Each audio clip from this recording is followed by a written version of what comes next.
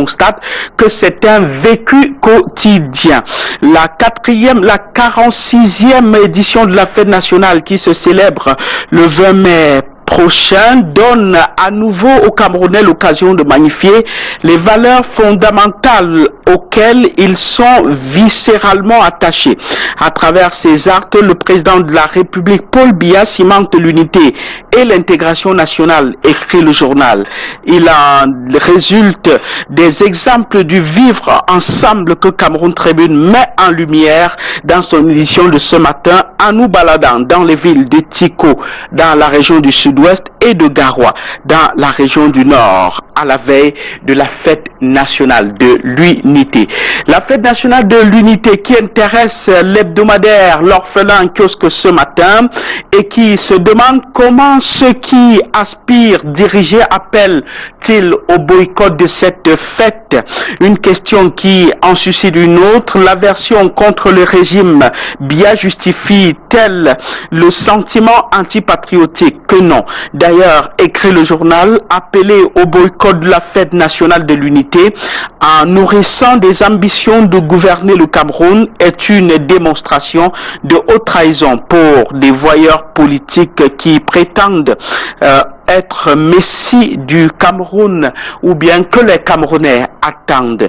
Et l'Union des populations du Cameroun a attendu pendant longtemps et le tri-hebdomadaire Le Soir nous informe ce matin que l'UPC célèbre son premier sénateur après avoir reçu ses attributs au même titre que tous les autres.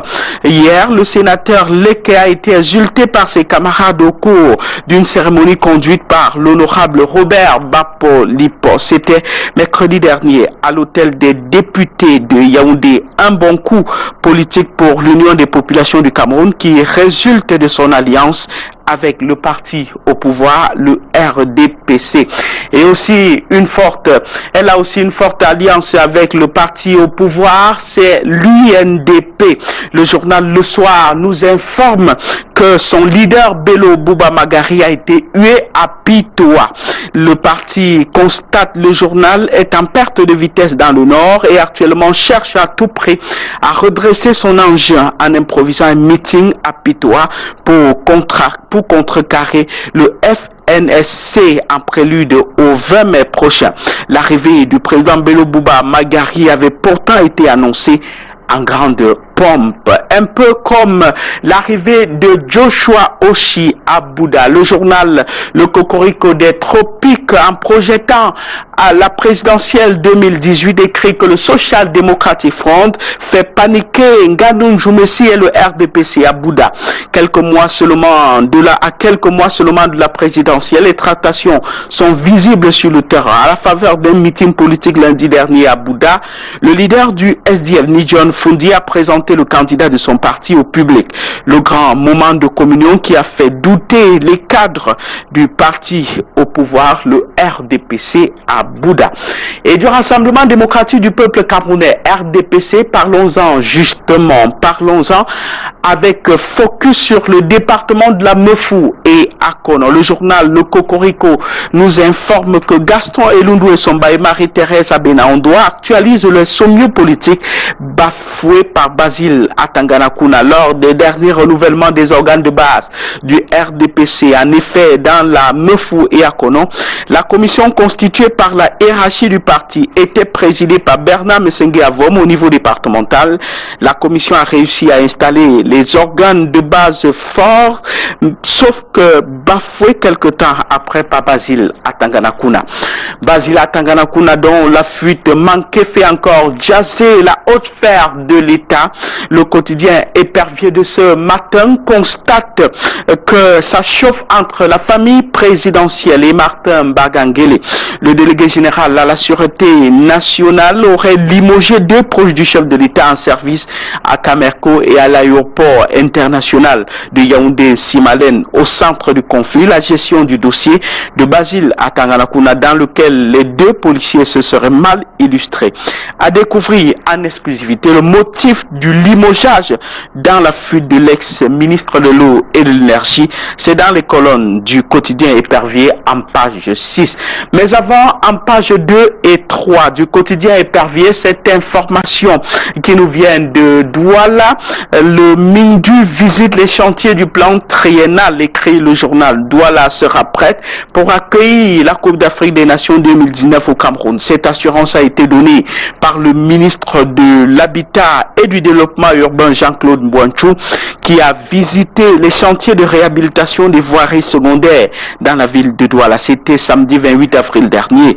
Satisfecit total des travaux et tout va bon train de ce côté-là. Avec le quotidien Mutation, parlons de la manipulation de la solde de l'État. Le journal révèle qu'une centaine de responsables sont au tribunal criminel spécial. C'était la psychose qui a caractérisé hier matin le ministère des Finances et le ministère de la Communication. 6 responsables ont été arrêtés et détenus dans les cellules du tribunal criminel spécial. Ils seront présentés au juge d'instruction près cette juridiction ce jour. Des sources proches du dossier, écrit le journal de Georges Alain Boyomo, il leur est reproché des manipulations illicites de la solde. Plus d'informations dans les colonnes du quotidien Mutation. Avec un autre quotidien, le quotidien Émergence, reparlons de cette affaire de cumul de fonctions. Question à sa une, l'État camerounais est-il dans le double jeu? Des sénateurs viennent d'être sacrifiés tandis que les députés et les membres du gouvernement conservent leurs multiples postes. La démission de 16 sénateurs de leurs autres fonctions ouvre tout de même une lueur d'espoir. Mais fallait-il attendre 22 ans après la promulgation de la Constitution de 1996 pour pousser certains cumulards à la démission? 10 experts se prononcent dans les colonnes du quotidien Émergence, parution de ce vendredi matin. Le quotidien d'expression anglaise des Guardian Post qui est en kiosque ce matin, aussi après les sénateurs, les 16 sénateurs qui ont fait le choix de leur fonction, donc a recensé 32 membres du gouvernement en fonction qui sont sur le coup de ce cumul. La loi ne leur permet pas, mais ils signent mordicus sur toutes les fonctions qui leur ont été confiées par le chef de l'État, leur créateur, écrit le quotidien d'expression anglaise des Guardian Post. La liste complète de ces 32 membres du gouvernement cumulards en page 3 du journal des Guardian Post. Direction département d'Union Ekele, avec le journal Le Jeune Reporter, une alerte rouge donnée à sa une. Comment des individus ou bien un individu veut arracher une chefferie. Dans le coup de ce hold-up, certaines autorités seraient complices. La date de son installation est annoncée au risque l'installation de cette personnalité qui veut arracher la chefferie. En attendant, écrit le journal, le champ des victimes a saisi la justice. Le village concerné, son poids divisé en 2 blocs. Et de cela, le journal La Voix du Centre en parle en ces termes. L'affaire Godokwang fait jaser. Le chef désigné aurait lui-même avoué sa désignation illégale à la tête de la chefferie. Son poids, des sources concordantes révèlent qu'il déclare avoir été induit en erreur par l'autorité administrative sortante qui a signé l'arrêté préfectoral le 30 juin 2017. Le journal L'Équation est en kiosque ce matin. Intérêt trouvé sur l'affaire Panthère du Ndé. À ce sujet, écrit le journal, Chantal Loa démissionne et accuse la présidente du comité de gestion provisoire de la Panthère sportive du Ndé SA dans une correspondance adressée au directeur général de la Cameroun Radio en télévision, annonce sa démission au poste et pointe un doigt accusateur au comité de normalisation de la FECAFOOT et à la Ligue de football professionnel du Cameroun qui reste inerte devant les dysfonctionnements causés au sein du Mento par certains anarchistes. À lire dans les colonnes du journal Équation, parution de ce matin. Avec le journal Investigation, restons en sport football pour finir et parlons de l'élection à la FECAFOOT. Le journal en parle ce matin justement, nous informant que la FIFA désavoue mettre à Api. Le scrutin uninominal annoncé par M. Api à la presse a été écarté par la FIFA. Dans les tests, les différents amendements apportés par la FIFA sont en train de faire beaucoup de gorges chaudes. La seule et unique conférence de presse donnée par Dieudonné Api au Palais des Sports était pour clarifier les contours de la gestion de son comité. Maître Api déclarait alors que les tests étaient prêts et que son comité avait proposé.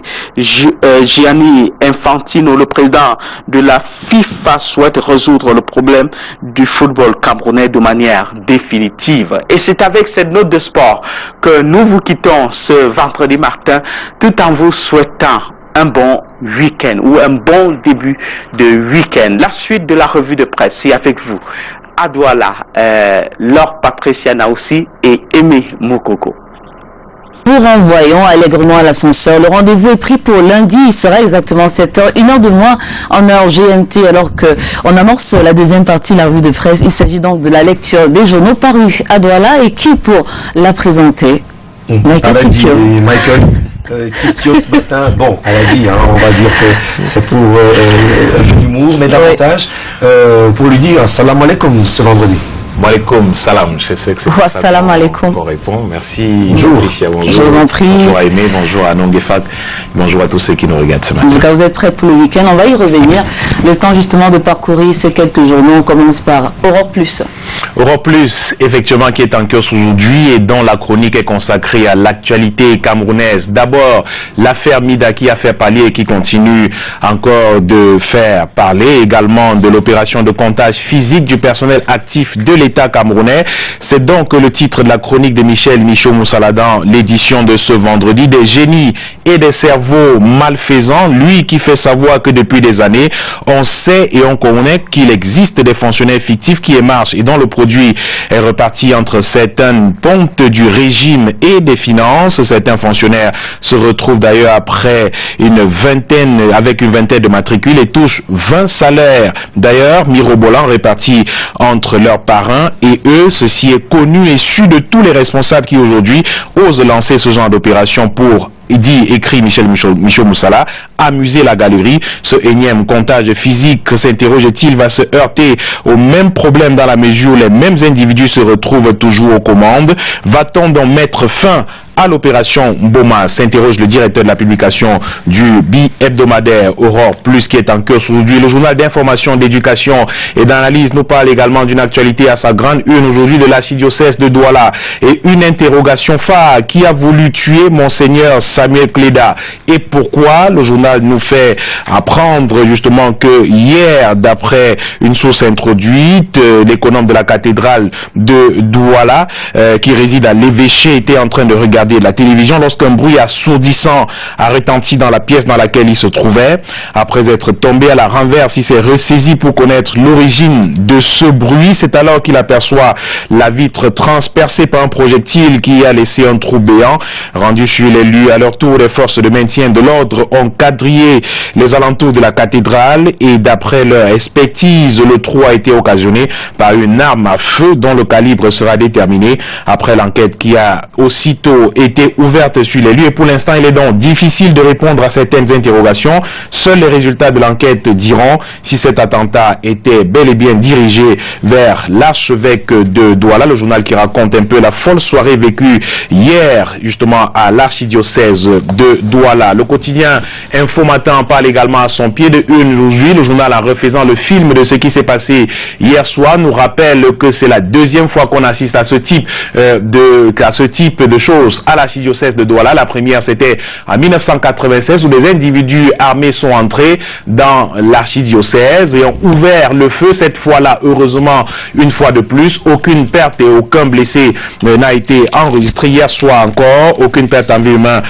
humaine heureusement enregistrée, aucun blessé aussi, mais fort heureusement à la suite de cet incident. L'archevêque Monseigneur Samuel Cléda ne se trouvait pas dans la salle où le coup de feu a été entendu. C'était donc en 1996, au lieu de 98 plutôt.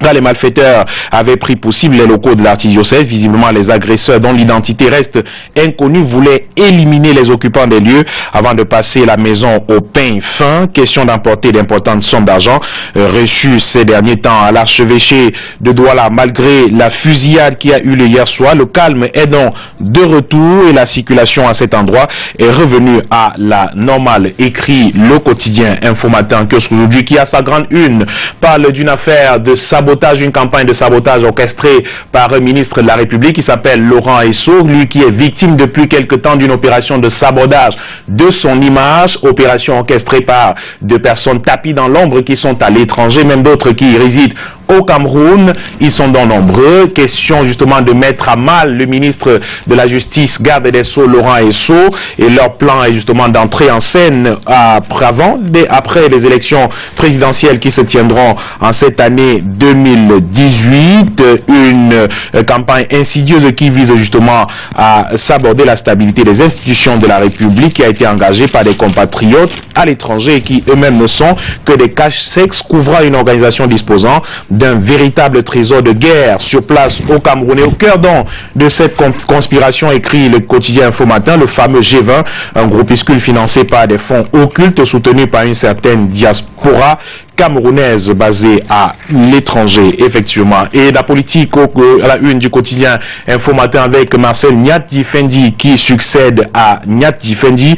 Le journal Info Matin croit savoir que l'actuel président du Sénat le restera donc après l'élection qui aura lieu ce jour. Une réunion qui aura lieu justement cet après-midi, les sénateurs RDPC qui vont se retrouver au siège de leur parti pour les consignes de vote avant la désignation du président de la Chambre haute du Parlement, intervenant donc en pleine session de droit. Ce conclave des sources du quotidien Info Matin aura pour seul point à l'ordre du jour les consignes de vote pour le renouvellement du bureau de la Chambre haute, appelé à intervenir en fin de cette journée. Ainsi que le journal Info Matin l'annonçait dans son édition d'hier, on devrait revivre, sauf changement de dernière minute, le même scénario que le 12 juin 2013 qui avait vu l'élection de Marcel Nyat-Difendi comme tout premier président du premier Sénat camerounais, en décidant du statu quo au père Choa. Paul Biya récompense avant tout la loyauté et la fidélité observée chez l'homme ces 5 dernières années à la tête de la Chambre haute du Parlement,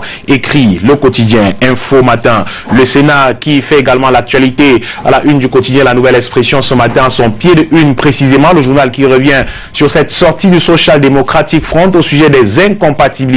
Un député, Henry Kemende, qui est donc l'homme qu'il faut saluer aujourd'hui, c'est par lui que l'embellie est donc arrivé au Sénat camerounais. C'est au Social Democratic Front également, en l'occurrence à ce sénateur que le peuple camerounais doit cette victoire sur de la loi, d'autant plus que les cumulards n'ont pas cédé de gaieté et de cœur, écrit La Nouvelle Expression. Dès l'ouverture de la session de plein droit, l'élu du Nord-Ouest a ouvert les hostilités en exigeant le respect de la réglementation, même s'il a été un tout petit peu taclé par ses autres collègues sénateurs des autres formations politiques qui faisaient notamment savoir qu'il ne revient pas à un sénateur de plancher sur l'incompatibilité d'un autre sénateur, mais à des bureaux de législation. L'homme a tenu bon, mais finalement il a obtenu la démission de 17 postes de la mangeoire pour le Rassemblement démocratique du peuple camerounais, et le journal qui croit savoir que tous ces postes devraient logiquement échouer à d'autres cadres et militants du RDPC, parti au pouvoir, grâce au petit poussé SDF qui aura su pousser l'obèse RDPC